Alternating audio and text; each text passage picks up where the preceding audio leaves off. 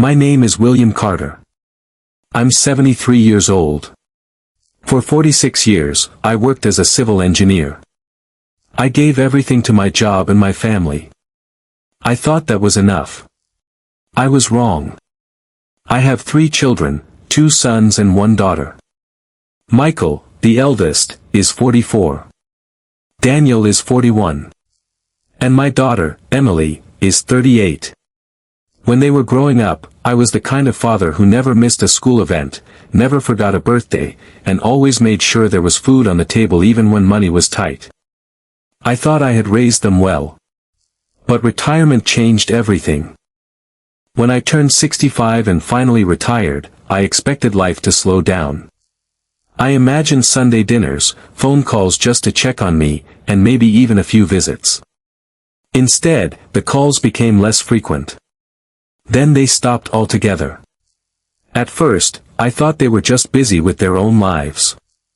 But then something strange happened. I tried calling Michael on his birthday. The call didn't go through. I tried again from another number. Same result. When I tried calling Daniel and Emily, I got the same message: this number is no longer in service. They had blocked me. All 3 of them. I sat in my small apartment for a long time that day, staring at my phone.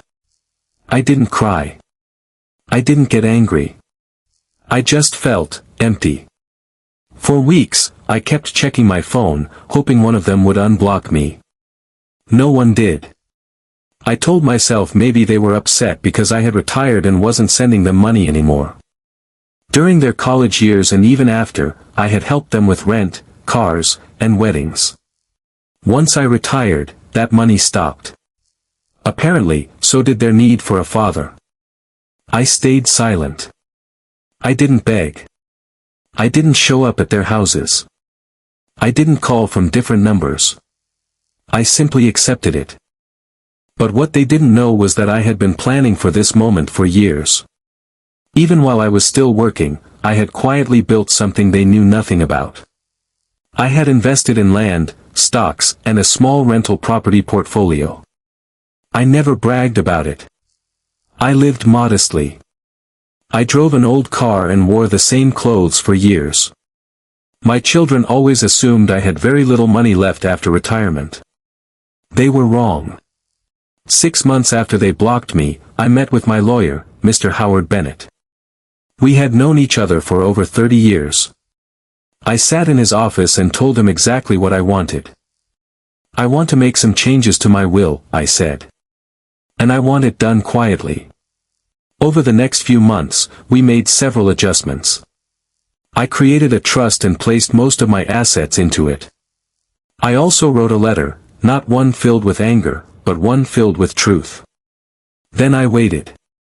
1 year after they blocked my number, I instructed my lawyer to contact them. It was a normal Tuesday afternoon when my lawyer made the calls. First, he called Michael. Then Daniel. Then Emily.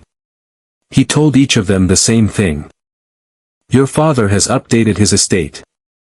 Because of recent changes, you are no longer listed as beneficiaries. However, he has left each of you a personal letter. Would you like to receive it? The reactions were very different. Michael became defensive and demanded to know what was going on. Daniel stayed quiet for a long time before asking if this was some kind of joke. Emily started crying on the phone. None of them had expected this. 2 days later, all 3 of them showed up at my door. I opened it and looked at my children, the same children I had raised, fed, and loved for decades. They looked older. More tired. And for the first time in a long time, uncertain. Michael spoke first. Dad, what's going on? Your lawyer said we're not in the will anymore. I stepped aside and let them in. We sat in the living room, the same living room where they had opened Christmas gifts as children. I looked at each of them and spoke calmly. You blocked my number after I retired. All 3 of you.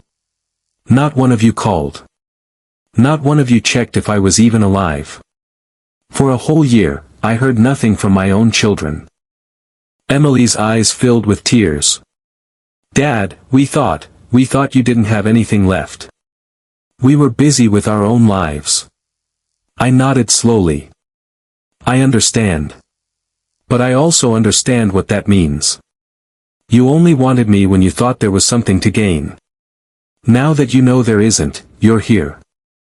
Daniel looked down at the floor. I left each of you a letter, I continued.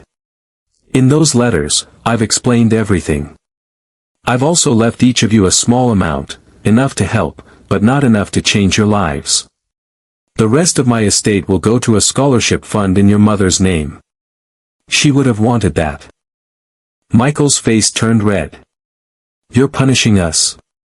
No, I said quietly. I'm simply choosing peace. Something I should have done a long time ago. They stayed for another hour. There were tears, some anger, and a lot of silence. Before they left, Emily hugged me for the first time in years. She whispered, "I'm sorry, Dad." I didn't reply. I just patted her back. After they left, I sat alone in my chair and looked out the window. For the first time in a long while, the silence in my house didn't feel heavy. It felt peaceful. My children still call sometimes now. Not as often as I once hoped, but more than before. I answer when I feel like it. I don't chase anymore. Some people say blood is thicker than water. But I've learned that respect is thicker than both. They blocked me when they thought I had nothing left to give. But the day my lawyer called them, they finally understood something important. I was never empty. I had simply stopped giving to people who only took.